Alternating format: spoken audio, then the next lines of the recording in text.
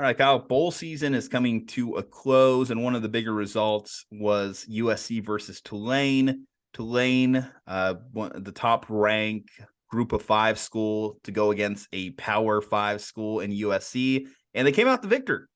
And it wasn't easy. In fact, it was so not easy that they had to score 16 points in the final 4 minutes to knock off the Trojans. And for Lincoln Riley, this season is going to come out a mixed bag.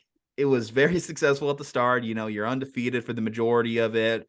Hit a speed bump against Utah. You think you got things right. Go into the conference championship game. Face Utah again. They beat you. And then you're in cruise control for the first 3.5 quarters of this Tulane game. And you lose your first bowl game with USC. Was this a successful season for the USC Trojans? Yes, because of where they were last year. I'm going to say yes in a vacuum. It all depends on where you set the expectation for Lincoln Riley coming into this season and whether or not you demanded that he meet that expectation because they had what they already knew was a great quarterback. They didn't know it would be a Heisman Trophy winning quarterback at the time, but they knew a great quarterback, a future top 2-round receiver in Jordan Addison, getting a transfer running back from TCU coming in the door. You kind of knew that the team would be better.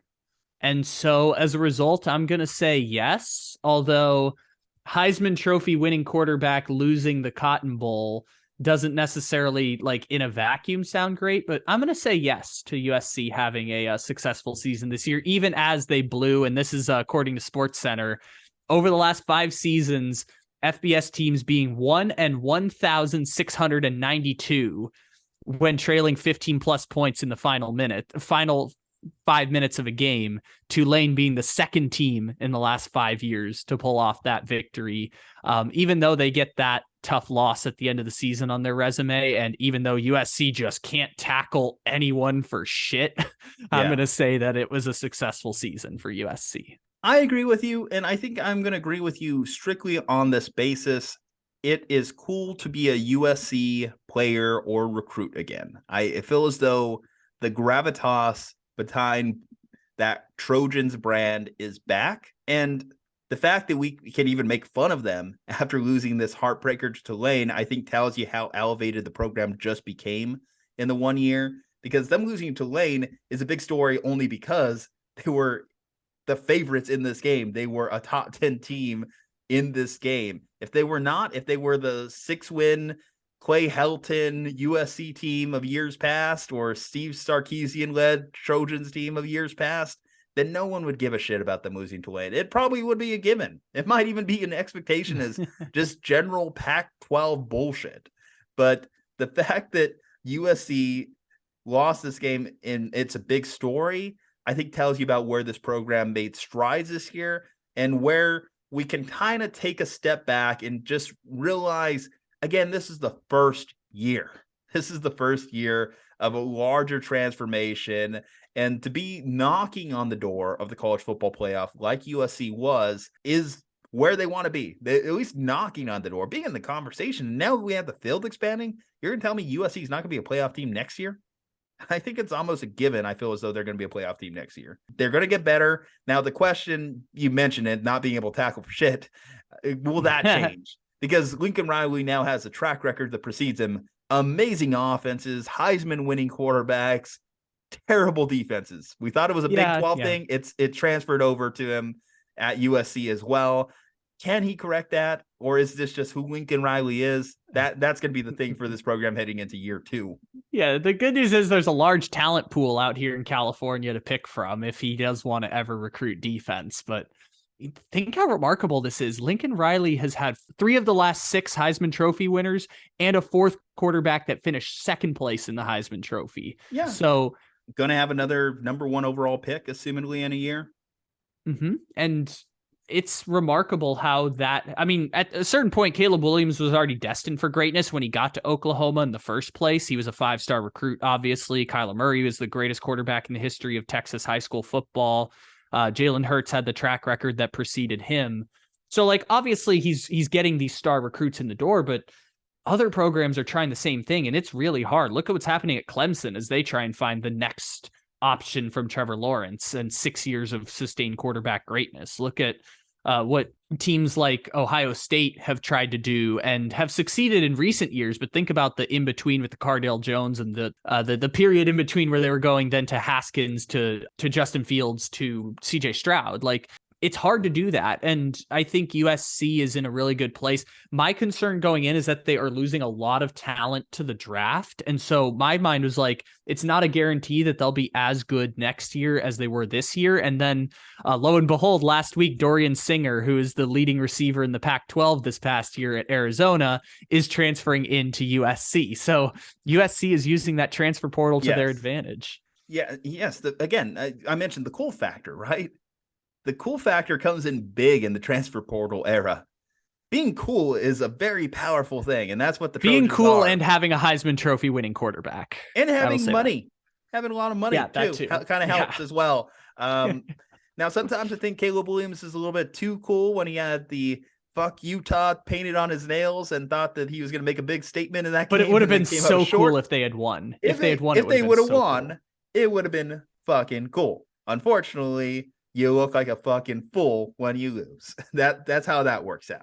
Mm-hmm. And look, USC is in a really interesting place where, like, playoff or no playoff, they have entertaining product. And look, I know it's like a euphemism to say they just copy and pasted Oklahoma's program over in Southern California, but like with all the money they spent, they kind of copy and pasted Oklahoma's program over in Southern California, given the style of play that they ran and the result of the season where they were one win away from making it to the playoff, just as Lincoln Riley is every single goddamn season at Oklahoma. Mm-hmm. They kind of copy pasted that program, and that's why I think it's a success.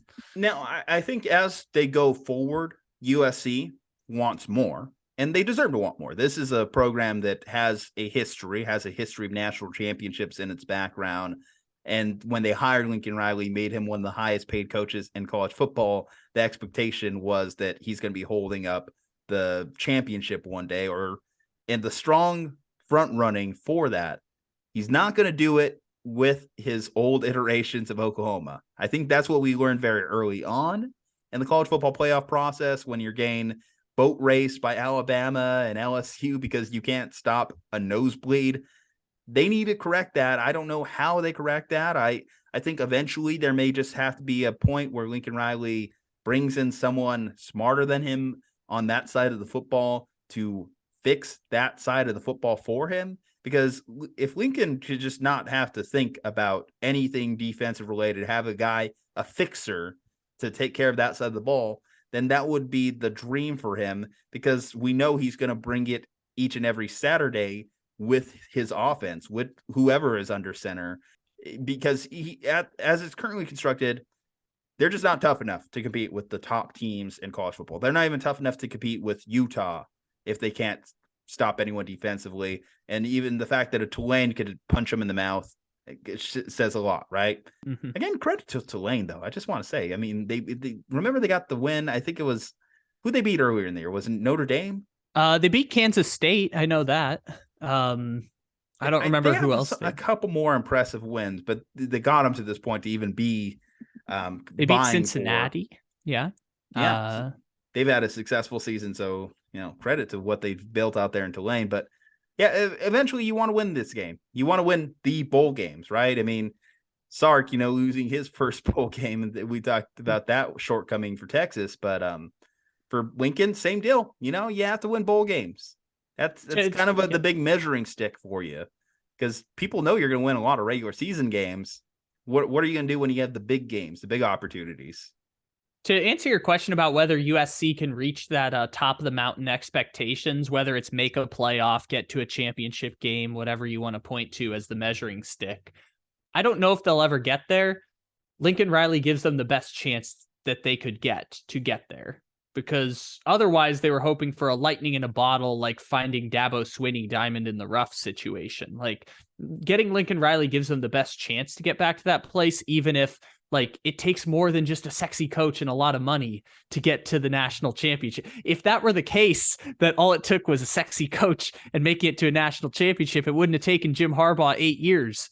So at a certain point, you just you do the best you can. You use the resources you can in the best way you have available. And I think Lincoln Riley and USC are putting themselves on the best path to get there. That might be the first time since his playing career that anyone's considered Jim Harbaugh sexy. I think he might have went the Cliff Kingsbury route. He could justify the sexy coach hire, but anyway, I guess I was going more of like the Lincoln's a good looking man, though. Big splash. There we go. That's if you want to. I'm not gonna say Jim Harbaugh. I mean, he looks good in those khakis, but I will say like Jim Harbaugh. He looks good for a man in his 60s. He's aged appropriately. Man doesn't eat chicken. Jim Harbaugh can't nervous be 60, animal. Can he? Jim Harbaugh can't be 60, is he? That he's got to be somewhere in the 50s, right? I don't think Jim Harbaugh's grandpa age yet. Oh my God, he's 60. Oh my God, Jim Harbaugh's 60 years old. Oh man, life comes at you quick. But again, you mentioned, he looks okay. He looks spry. All the anger and pent up frustration, and with a punching bag with Trent Baalke's face on it, has really done good for Jim Harbaugh over the years. But back to Lincoln, I think it's a win, even as disappointing as it's going to be, going into the offseason with the Tulane loss, with the 2 Utah losses. It's a win. Maybe just flip one of those results next year, whether that's beating Utah in the regular season, even if you lost them in the conference championship, or you meet them again in the conference championship, but beat them. Then they also have the factor of what's going to happen when they get into the Big Ten. That's going to be a whole other thing that's going to shift the paradigm of how USC is able to compete on a year in, year out basis. But even when he gets into the Big Ten, we're assuming Harbaugh's leaving, and then it's just him and Ryan Day and Chip Kelly, who's going to be the best coach in the Big Ten. And he's going to be ranked amongst the top as far as the Big Ten head coaches. So that's when the expectation again comes. You got to justify your contract. You have to justify the money.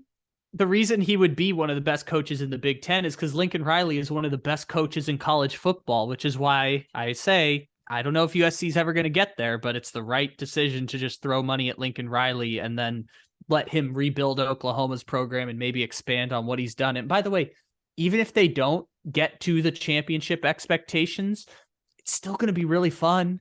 Like, don't you want to play meaningful games against Ohio State in October? Like, don't you want to play meaningful games against Penn State? Like, it's going to be fun. You guys are probably going to enjoy it. Like, don't set the expectations so high that it stops becoming enjoyable. Like, USC was super fun this year. You had a Heisman Trophy winning quarterback. Don't set the expectation so high that it's ruining the experience for you. Like, USC is really cool. They had a Heisman Trophy winning quarterback and almost made the playoff this year before getting smoked by Utah. But like for 11 weeks, you thought you had a chance of making the playoffs. So yeah, enjoy it while you got it. You're going to play some meaningful games in the next few years, and it's going to be really fun, even if you can't become the next Georgia. And if you can't, like, whatever, there's only one of those. So maybe you can enjoy Georgia being a second. Or the old USC. That's probably their goals. But anyway, guys, let us know in the comment section below. Do you think that Lincoln Riley had a successful first season at USC? Do you agree with us? Do you disagree with us? Why? I'd like to hear your thoughts. Leave a like on the video, subscribe to the channel, follow us on our social media. See that nice, sexy neon light that says @Slumpbuster Podcast. Follow it. Twitter, Instagram, wherever. Doesn't matter. Anyway, Juju, Kyle, stay safe, happy, healthy. We'll see you on the next one.